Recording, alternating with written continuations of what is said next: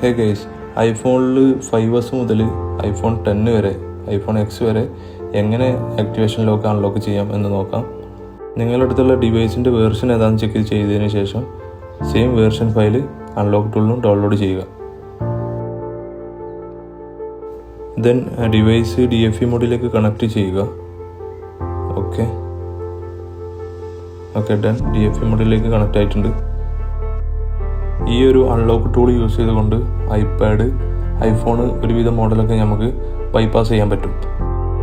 അതുപോലെ തന്നെ എല്ലാ ആൻഡ്രോയിഡ് ഡിവൈസിലും ഒരുവിധ മോഡലൊക്കെ നമുക്കിതിൽ അൺലോക്ക് ചെയ്യാൻ പറ്റും. FRP ലോക്ക്, അതുപോലെ MI ലോക്ക്, അതൊക്കെ നമുക്ക് അൺലോക്ക് ചെയ്യാൻ പറ്റും.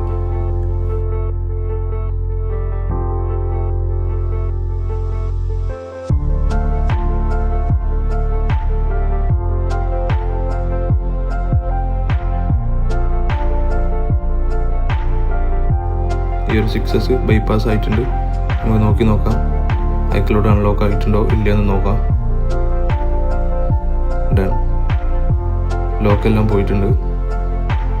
ഓക്കെ,